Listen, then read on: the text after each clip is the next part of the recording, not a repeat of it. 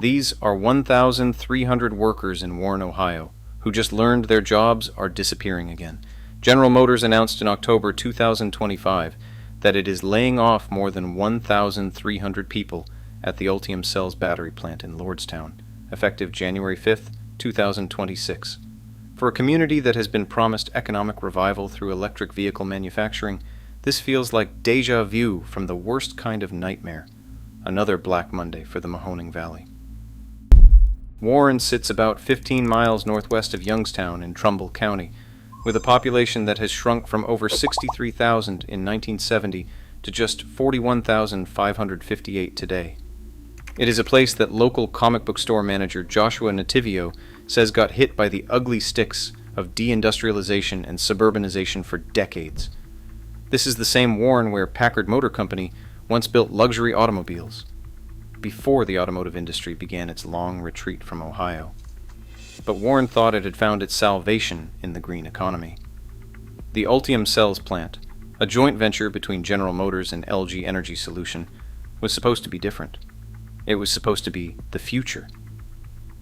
Instead, what Warren is experiencing right now is a masterclass in how quickly economic promises can evaporate, and how the word temporary can become a community's most feared adjective.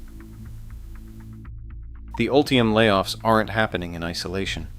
They're the latest chapter in a story that stretches back nearly 60 years to when General Motors first broke ground on what would become one of America's most significant automotive manufacturing sites. In September 1964, General Motors purchased 965 acres of rural Lordstown, with plans to build Chevrolet's largest car assembly plant. When the first Chevrolet Impala rolled off the line on April 28, 1966, it marked the beginning of an era that would define this community for generations. The scale of what General Motors built in Lordstown is almost incomprehensible. The plant's footprint covers 6.2 million square feet, equivalent to about 108 American football fields. This factory dwarfed its namesake town of just 3,000 people. In the 1970s, the union says it once employed up to 15,000 hourly workers. Over its 53-year lifespan, Lordstown produced more than 16 million vehicles, from the infamous Chevy Vega to the final Chevrolet Cruze that rolled off the line on March 6, 2019.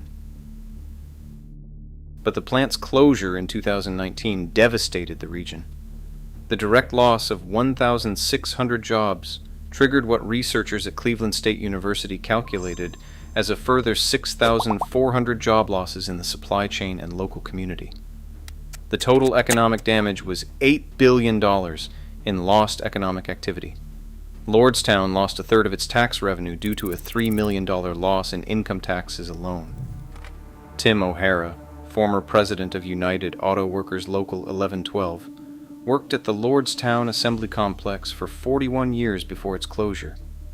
He watched an entire way of life disappear. Restaurant manager Jackie Woodward, who later became Lordstown's mayor, remembers the emotional toll. She says her heart was broken. It's hard to see people you have known your whole life. You grew up with them, and then all of a sudden they have to pick up and move their families. The closure was particularly painful because it came despite promises from the highest levels of government. In 2017, then President Donald Trump spoke at the struggling General Motors plant and made a pledge that many people believed. He told the crowd they were all coming back, and he told them not to move and not to sell their houses. General Motors announced the closure just 1 year later. When Ultium Cells announced it was building a battery manufacturing plant on 158 acres adjacent to the former GM site, it felt like redemption. Here was the green economy revolution that politicians and economists had promised would replace the old industrial jobs. Electric vehicles were the future, and Warren was going to be part of building that future. The symbolism was perfect. A transfer program allowed 175 former GM Lordstown employees to apply for positions at Ultium Cells starting in March 2024. George Goronitis was one of them. He had transferred to a GM plant in Spring Hill, Tennessee, when Lordstown closed, but he got homesick. He quit GM and came back to Lordstown, taking a job at Ultium despite the lower pay. It seemed like a homecoming, but there were warning signs from the beginning. When Ultium opened, starting pay was $16.50 an hour. Even after union negotiations increased wages by between $3 and $4 an hour, the new $20.50 an hour starting wage was still about 36% less than wages of veteran auto workers at the Big Three's plants. The message was clear. The new economy might be green, but it was not necessarily going to be as prosperous as the old one. The broader context makes the Ultium layoffs even more significant. This is not just about one plant or one community. According to the Detroit News, 2 years after promising an electric vehicle manufacturing revolution, America's battery belt has collapsed into a landscape of stalled construction sites, mass layoffs, and desperate pivots to non-electric vehicle products. Despite $28 billion in taxpayer subsidies, including funding from the Inflation Reduction Act, the grand vision of Midwest electric vehicle dominance is crumbling. The timing couldn't be more telling. The layoffs were announced just 6 weeks after the $7,500 federal electric vehicle tax credit expired on September 30th, 2025. Congress eliminated the incentive through what was called the One Big Beautiful Bill, cutting short a program originally scheduled to run through 2032. General Motors Chief Financial Officer Paul Jacobson recently acknowledged that the company expects electric vehicle demand growth to slow pretty significantly. The numbers at Ultium are stark. Of the approximately 2,200 people employed at the plant, 1,298 will be impacted by layoffs. The job cuts include 1,090 battery assembly operators, 142 quality operators, and 102 material operators. While General Motors says 850 members will be placed on temporary layoff with no specific return date, another 448 hourly members face indefinite layoff with no callback plans. In corporate speak, those distinctions matter for benefits and recall rights. In human terms, they all mean the same thing: uncertainty. What makes this particularly galling for the community is the disconnect between General Motors' public messaging and its actions. The layoffs came just 1 week after General Motors' Chief Executive Officer Mary Barra told shareholders that electric vehicles remain our North Star during the company's third quarter earnings call. For workers and community leaders, this raised uncomfortable questions about the gap between General Motors' public commitment to electrification and its actual manufacturing priorities. Mayor Jackie Woodward expressed the community's frustration bluntly. She said, "Just absolute disappointment. I had hoped better for this facility. I want it to stay open. It's our largest employer in Lordstown, and this affects a lot of people. The human impact extends beyond the immediate job losses." Dave Green, UAW Region 2B Director, acknowledged that the union has faced ongoing challenges with members struggling through layoffs, plant slowdowns, and closings. For many families, this represents the second major economic disruption in less than a decade. The psychological toll of repeated false starts and dashed hopes cannot be measured in economic statistics alone.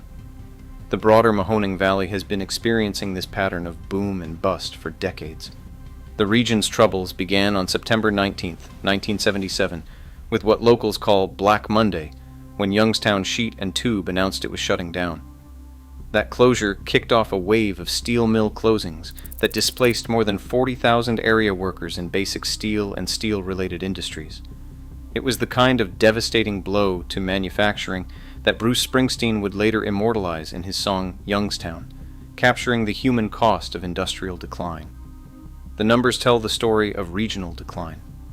In 1990, Columbiana, Mahoning, and Trumbull counties boasted nearly 57,000 manufacturing jobs across 962 establishments. By 2024, the Mahoning Valley had less than 26,000 manufacturing jobs across 732 establishments, less than half of their pre-NAFTA levels. Wages have declined too. When accounting for inflation, the average weekly wage for manufacturing jobs in the Mahoning Valley was $1,318 in 1990. Compared to $1,277 in 2024. Todd Johnson, Second Baptist Church pastor and Warren's First Ward City Council member, captured the psychological impact.